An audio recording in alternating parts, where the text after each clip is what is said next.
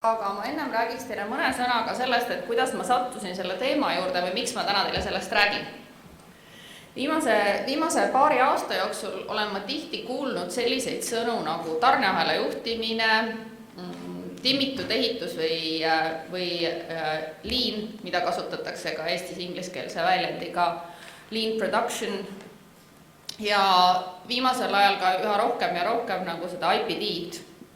Ja hakates lugema nende asjade kohta, siis nende juures ma leidsin päris palju sarnasusi ja enda jaoks nagu tegin selle selgeks, et tegemist on tegelikult nagu ühe perekonna lastega ja varem või hiljem kõikide nende kolme erineva sõna juures jõutakse välja Toyota tehaseni, Toyota kontseptsioonini ja üritatakse öelda, et kõikides sektorites, ükskõik kus me oleme, tuleks üha rohkem ja rohkem keskenduda sellele, et nähakse protsessi kui ühte tervikut, et oleks võimalikult palju välditud killustatust ja et leida nii-öelda see kogu kasutegur just kasutades koostööd ja sünergiat. Ja tegelikult eesmärgiks kõikidel nendel tegevustel on üks, et parandada konkurentsivõimet, paremini ja efektiivsemalt pakkuda kas toodet või teenust. Enda jaoks, mille vastu võivad küll mõned teised teoreetikud vaielda, olen ma leidnud, et kõige laiem mõiste nendest on nii-öelda see tarneahela juhtimine. Ja ühel hetkel, mida rohkem ma olen kokku puutunud ehitussektori inimestega ja kui ma olen maininud sõna tarneahela juhtimine, siis tihti lüüakse silmad suureks ja öeldakse, et mis sellel üldse mingi seos on ehitussektoriga või mis ehitust puudutab, et tegelikult on neid seoseid rohkem, kui me arvata võime. Ehitussektor minu silmis on ääretult killustatud ja kui me räägime Eestist, mis on ääretult väike riik oma 1,2–1,3 miljoni elanikuga, siis kokku võib võtta, et on ainuüksi 17 erinevat erialaorganisatsiooni, mis tegelevad kuidagi moodi ehitussektoriga või ehitussektori ettevõtetega.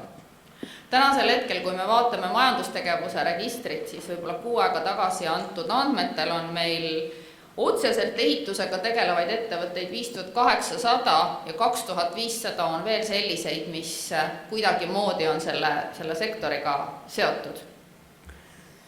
See annab meile selle teave, et suhteliselt palju nendest ettevõtetest on ikkagi kas fiktiivsed, väga väikesed või pigem kuuluvad sinna small and medium enterprise või SME kategooriasse. Ja vaadates praeguse hetke majandusolukorda, kus 2008. aastal hakkas meil majanduskriis ja finantskriis ja üks sektor, mis kõige tugevamini kannatas selles kriisis, oli ehitussektor ja kinnisvara. Ja ehitussektorit, kui tervikut mõeldes, et millised võivad need mõjud olla, siis õnneks saime me kõik positiivseid uudiseid, et selle aasta esimeses kvartalis ehitustööde maht ja ehitussektori käive kasvas 71% võrreldes eelmise aastaga, aga selleks hetkeks, kui hakkasid need positiivsed mõjud ehitussektorisse jõudma, oleme me tänaseks hetkeks tänu Kreekale, Itaaliale ja teistele võib-olla natukene liiga uljalt käitunud riikidele jõudnud sellesse seisu, et viimastel nädalatel on võimalus meil kõigil olla lugenud meediast artikleid teemal, et meil on uue kriisi eelõhtu ja nähakse tulevikku väga pessimistlikes värvides. Ja üllatuslikult on selle olukorra puhul nüüd tänasel aastal ka meie üdini positiivne peaminister avaldanud arvamust, et võib-olla tõesti tulevad probleemid. Kõige hullemas seisus sellisel juhul on väga subjektiivselt vaadates tegelikult ehitussektor, kes eelmisest kriisist ei suutnud veel väljuda selliselt, et ta oleks oma tugevuse saavutanud. Ja juba on tekkimas uued probleemid ja juba on tekkimas uued pessimistlikud tuuled. Ja sealt ma jõuangi oma sissejuhatuse lõppu juurde, ehk mille pärast ma räägin ehitusklastritest. Minu hinnangul oleks ja vajaks tänasel päeval ehitussektor just vajaks abi, et saavutada parem vastupanu nendele negatiivsetele tuultele, mis on tulemas, et olla jätkusuutlikum ja olla konkurentsivõimelisem. Ja selle läbi on olemas selline imelik moodustus nagu klaster, mis ühe võimaliku variandina võiks ehitussektorit aidata. Kõigepealt ma nüüd räägiksin, mis on need 3 või 4 põhipunkti või põhislaidi. Esiteks, võib-olla kõikide jaoks ei ole väga täpselt selge, kes või mis asi see klaster üldse on, et me kasutame küll seda sõna. Ja võib-olla paljud teist inglise keelest teavad, et tõlkes tähendab see kobarat, aga kuidas see siis nagu majanduse või ettevõtlusega seotud on? Siis kust pärineb üldse klastrite idee? Miks neid klastreid vaja on? Klastrid ehitussektoris ja miks või kas üldse võiks selline moodustis olla ka meie ehitussektoris? Klaster on majanduses geograafiliselt lähestikku paiknevate sarnast või lähedast toodet või teenust pakkuvate ettevõtete ja institutsioonide, ülikoolid, agentuurid, kaubanduskojad kooslus, mille liikmed teevad ühtaegu koostööd ja konkureerivad. See on nüüd kõige ametlikum definitsioon, mille ma suutsin leida klastrite kohta. Klastrite puhul on üks väga isikupärane joon, et neid mitte kunagi jõuga ei moodustata või neid ei sunnita tekkima, vaid leitakse kas geograafiliselt või siis majanduslikult toimivad üksused ja nende juba praegusel hetkel toimivate üksuste või koosluste vahel hakatakse ka formaliseerima seda koostööd ja läbi siis selle klasterdustegevuse antakse neile mingisuguseid eeliseid võrreldes eelnenud olukorraga. Et mitte kunagi ei pooldata seda, et jõumeetmetel või sunnimehhanismidel koguda kokku klaster. Euroopas tänasel hetkel erinevates sektorites toimib ja või toimetab 1512 klastrit või nemad on ennast registreerinud nii-öelda selles katuseorganisatsioonis. Ja kokkuvõttes ehitussektorit või ehitus ja ehitusega seonduvas sektoris on analoogseid klastreid 300 ringis. Kust üldse selline idee pärineb? 90. aastal andis härra Porter välja raamatu The Competitive Advantage of Nations. Ja see raamat käsitleb ettevõtte tegevust moodustades võrgustikke ja seda peetakse teoorias klastrite ideoloogia alguseks. Ja ta kirjeldab toodete, teenuste ja teadmiste vahetamist partnerite vahel, mille tulemusena toimub muutumine efektiivseks ja innovaatilisemaks. Klastrite puhul üheks suureks rõhuasetuseks on just innovaatilisuse või uudsuse tekitamine sellesse sektorisse.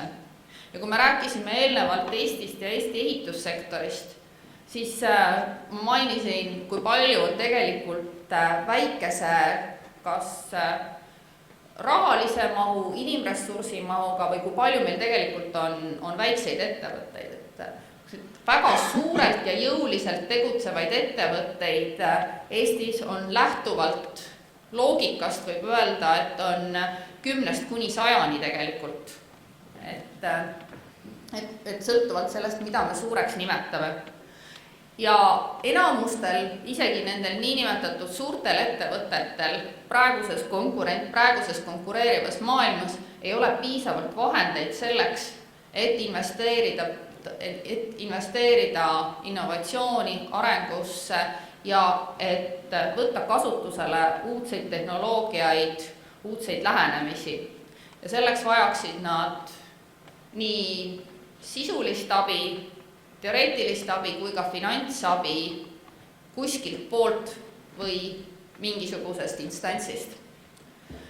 See kuskilt poolt võiks ollagi see klaster või klastrimehhanism ja finantsabi mingisugusest instantsist võiks olla Eesti puhul EAS, kes on avanud klastrite arendamise programmi mis loodi ja välja mõeldi aastal 2007 ja perioodiks 2007–2013 on klastrite arendamise programmi planeeritud EAS-i poolt 100 miljonit Eesti vanasrahas või Eesti kroonides, eurodes on see 6,391 miljonit eurot. Tänaseks hetkeks on täistaotluse esitanud ja rahastamise peale saanud Eestis 13 klastrit ja selle programmi osas on võetud vastu otsus, et jätkub ka edaspidiselt rahade juurdeandmine või pealeandmine, isegi kui need finantsmahud on praeguseks hetkeks või kui need ühel hetkel ammenduvad. Ja selle klastrite programmi eesmärgiks on kirjutatud ja selle toetuse eesmärgid on suurendada ettevõtete lisandväärtust ning uute toodete, teenuste ja ekspordikäivet, edendada koostööd sama ja eri sektori ettevõtete vahel ning ettevõtete ja teadusasutuste vahel. Ja klastri arendamise programmi puhul abikõlbulikest kuludest finantseerib sellisel juhul 70% EAS. 30% on omafinantseering ja 70% kõikidest sihtotstarbeliselt kulutatud kulutustest eesmärgiga parandada nende ettevõtete töötamist ja toimimist saab finantseeringu siis EAS-i poolt. Miks on vaja klastreid? Tänapäeva kiiresti muutuvas ja konkureerivas ärikeskkonnas on iga ettevõtte eesmärk olla jätkusuutlik, selleks peab ta pidevalt olema uuenduslik, omama uusi ideid, neid uusi ideid muutes innovaatilisteks toodeteks, teenusteks või protsessideks. Ja teiseks peab ta olema ka ülimalt efektiivne. Mitmed uuringud näitavad, et innovatsiooni aste ja majanduse areng mingis riigis on väga otseselt seotud. Mida innovaatilisemad on riigid, seda suurem on olnud reeglina nende SKP kasv. Ja ehitussektor on oma traditsioonilise ja on väga traditsiooniline, väga raskesti võtab vastu igasuguseid uuendusi ja muutuseid ja selle tõttu on ehitussektorid klassifitseeritud pigem keskpärase ja madala innovatsiooni astmega sektoriks. See ei ole kõikides riikides niimoodi, aga kui väga-väga laialt üldistada. Selline huvitav nüanss tekib selle poole pealt, et teisest küljest oma mahtude mõttes on ehitussektor just kõige suuremat panust andmas erinevate riikide majandusse ja väga paljude riikide majandusse.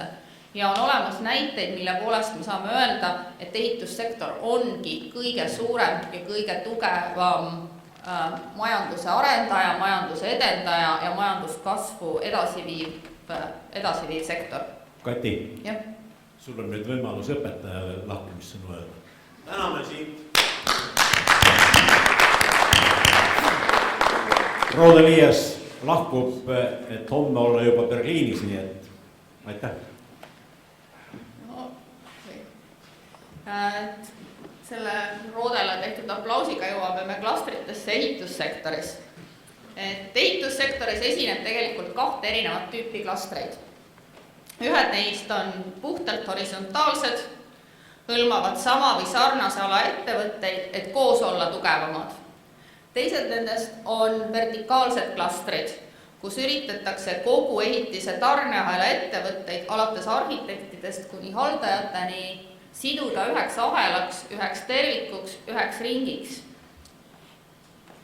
Ja siin on Aivar Saldi ja meie tudengite poolt koos üks joonis ühe tudengi lõputööst, kus on terve ehitusprotsess joonistatud terviklikuks ringiks. Kas me nimetame teda, küll siin on pandud talle keskseks tiitliks Building Information Modeling või BIM, tegelikult võib selles näha ka seda terviklikku ringi või terviklikku tarneahelat, et kuidas kõik protsessid on omavahel ühinenud ja ühendatud. Ja nii-öelda selle tarneahela juhtimise seisukohast mina pigem hea meelega näeksin, et Eestisse tekiks selline vertikaalne ehitusklaster, kus protsessi kõik osapooled oleksid omavahel ühendatud, et saavutada siis seda ühtset tulemust, milleks on siis ehitis, rajatis või samamoodi mingisugune konkreetne kindel projekt. Väga tihti rääkides ehitussektoris toimetavate ettevõtetega või ka projektijuhtidega, nad harva näevad seda, mis toimub rohkem kui üks aste enne neid ja üks aste peale neid. Ja protsessi võetakse väga ühe objekti keskselt või ühe protsessi keskselt. Samasugused probleemid ja samalaadsed väljakutsed on ka kõikides teistes ärisektorites, et tihtilugu ka tootmise puhul suudetakse see tootmisprotsess läbi timmimise või läbi liini viia ülimalt optimaalseks ja samal ajal karjuvalt ebaratsionaalseid kulutusi võidakse teha mingisuguses logistikaprotsessis või kuskil ladustamise protsessis. Ja samu põhimõtteid järgides oleks mõistlik ka ehituses näha tegelikult ehitist või seda ehitusprojekti kui ühte tervikut ja vaadata, et seal ei oleks ebaefektiivsust terve protsessi ulatuses. Ja need ehitussektori eripärad olen ma eelnevalt juba maininud, väga suur, pikkade traditsioonidega ja killustatud. Viimastel aastatel on drastiliselt vähenenud sisenõudlus ja väike ja keskmise suurusega ettevõtete osakaal on suur ja üksikutel ettevõtetel võimalus tegeleda innovatsiooniga. On ainult üksikutel ettevõtetel võimalus tegeleda innovatsiooniga. Siis miks me peaksime ehitusklastri tegema Eestisse? Ei peagi, aga selle tekitamisel oleks minu hinnangul suhteliselt palju eeliseid. Esiteks annaks ta võimaluse suurendada Eesti ehitussektori konkurentsivõimet läbi innovaatiliste lahenduste, parandada ülikoolide valdkondlike õppekavade kvaliteeti, andes sisendiks informatsiooni kõige kaasaegsematest võimalustest ja arengutrendidest, analüüsida maailmas viimasel ajal kasutusele võetud ja rakendatud tehnoloogiaid, IKT-lahendusi ja juhtimispõhimõtteid ning juurutada parimad praktikad Eesti ehitussektoris. Väga palju ka teaduslikku kirjandust viitab sellele, et uute lahenduste, uute rakenduste kasutusele võtmise juures ehitussektor ei ole väga innovaatiline või ei ole väga vastuvõtlik sellele olnud. Ja Eestil on üks väga suur ja tohutu eelis. Me oleme hästi väike riik ja selles väiksuses on tihtilugu peitunud väga suur eduvõti. Ja ka Eesti ehitussektoril oleks võimalus olla ja üle võtta suured, ütleme, et kasutusele võtta mõningaid kaasaegseid lahendusi, mida suuremad ettevõtted või suuremad riigid ei suuda teha või ei suudaks teha. Ja ideaalis tuleks käsitleda ehitusobjekti, ehitusprojekti kui ühte tervikut ja kindlasti mitte ära unustada seda elukaare või eluea filosoofiat. Ja klastris kasutades tarneahela optimeerimise põhimõtteid käsitletakse ehituse elukaart ühtse tervikuna, mille juures on kasutusele võetud kaasaegsed IKT-lahendused ja tehnoloogiad. Tulemusena on tõusnud Eesti ehitussektori ettevõtete ekspordi ja konkurentsivõime sise- ja rahvusvahelisel turul. Et see võiks olla see eesmärk või see põhjus või sõnastus, et miks meile oleks vaja sellist struktuuri või asja. Ja kokkuvõttes, luues Eestis ehitusklastri, on võimalik üks suurimaid majandussektoreid viia läbi tervikliku lähenemise, ühise arengu ja koostöö, killustatuselt integreeritusele ja läbi selle ka eduka konkurentsivõimelise ja jätkusuutliku homse poole. Kõlab natukene loosungilikult, aga mingil määral alati püstitades endale hästi suuri eesmärke on võimalik midagi elus ära teha. Ja kui eesmärgid ei ole kõrged, siis minu meelest ei olegi nagu, mõtet on alati püüelda ideaali poole. Ja ehitussektoril Eestis on potentsiaali. On küsimus selles, et kuidas kõige paremini ja kõige efektiivsemalt seda ära kasutada. Ja ongi kõik. No nii, taas austades meie külalisi ja luues võimaluse tõlkidele professionaalseks tööks, küsimused läbi mikrofonide. Palun. Ma arvan, et ma vist äkki pääsesin küsimustest seekord. Ja Margusel siiski küsimus on. Küsimus, et oli püstitatud hüpotees sellise suure kõikehõlmava klastri süsteemi või ringi kohta. Et kas on kuskil mujalt maailmast näidet, kus oleks nagu nii suur ring ühte klastrisse kokku võetud, mis ka edukalt toimiks, et ütleme sellised väiksemad jupikesi on ju mujal ja on ka meil puitmajatööstused või mis iganes, aga just, et nagu kogu see ring on ühte klastrisse kokku võetud. Näiteid on, et kui ma olen uurinud nagu, et kus sellist ringi nagu rakendatakse, siis ehitussektor tervikuna on töötanud ja toiminud alustades juba meie oma enda kõrvalt Soomest sellisel kujul.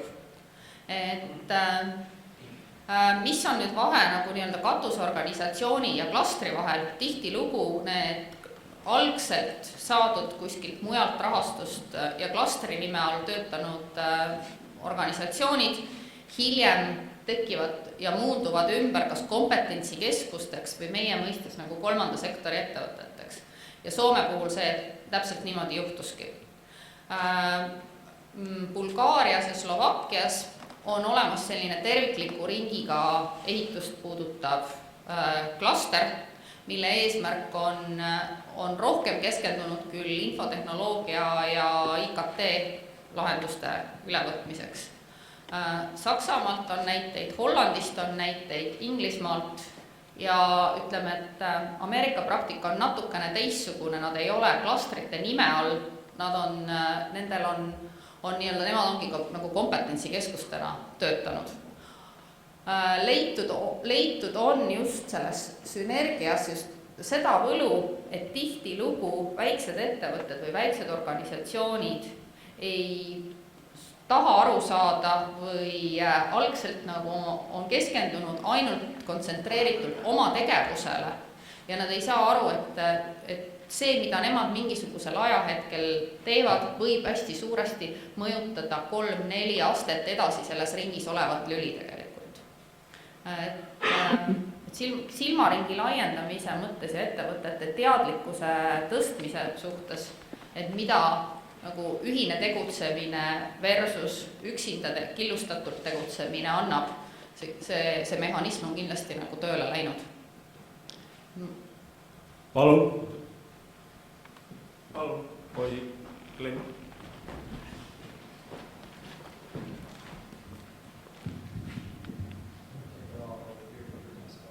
I think this will give you an opportunity to just develop a little bit more about clusters. I'm curious, could you say what do they do or what's done in order to get the benefits of increased innovation and competitiveness?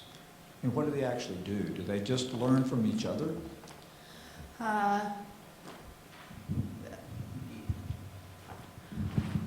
There are, how does the daily work of a cluster go on, is that they usually have meetings, either it's once a week or once in 2 weeks, when they gather together and every time there is a special topic, what they discuss.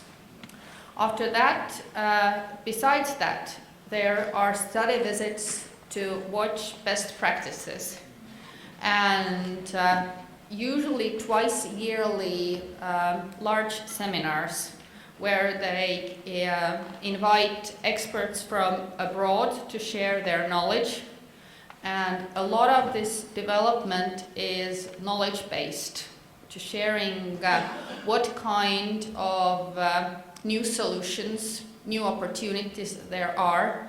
And sometimes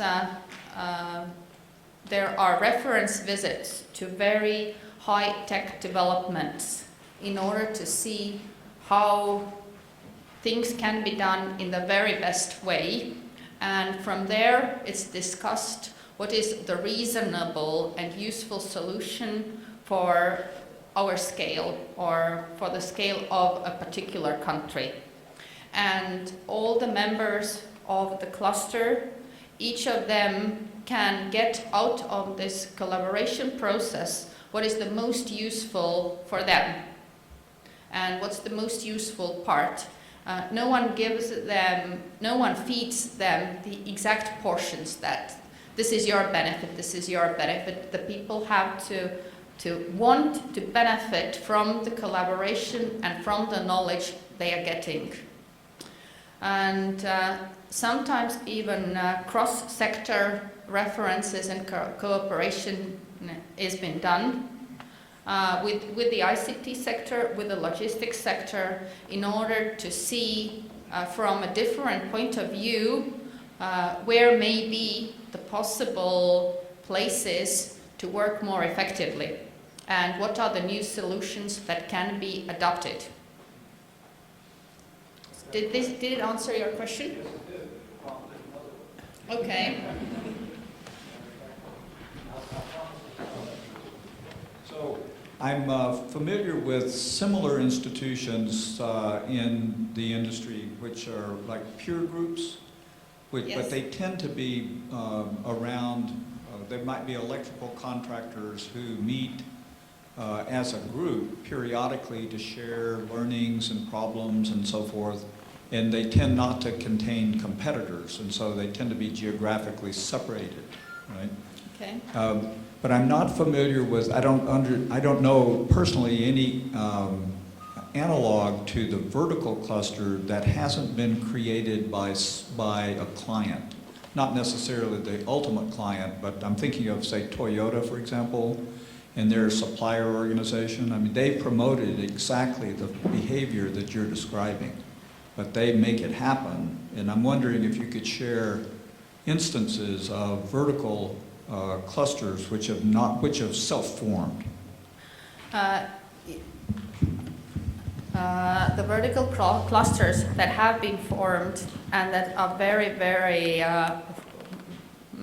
that are working in a very, very high number at the moment in Europe are very much state-funded, government-funded, or they get some kind of support from the government in order to support the innovation, support their competitivity, and in order for them to work in collaboration to be more successful.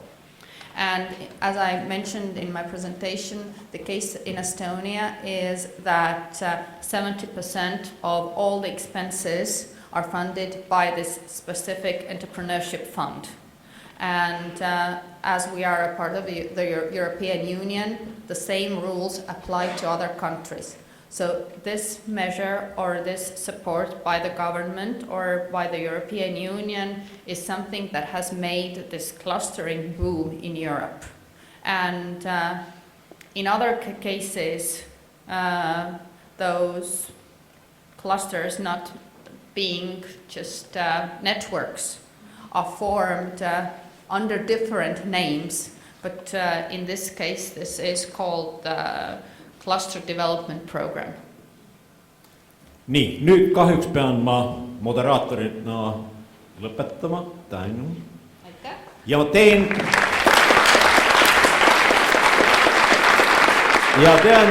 teen teile kohe teatavaks ka ühe uudise, et seoses sellega, et lõuna on planeeritud konkreetsesse hetke ja et meiega on seotud teised meid teenindavad inimesed, siis ma lükkan Maarja Heina ja tema meeskonna esinemise peale lõunasse perioodi, andes nüüd siis sõna Laurile ja paludes 25 minutit, mitte enam.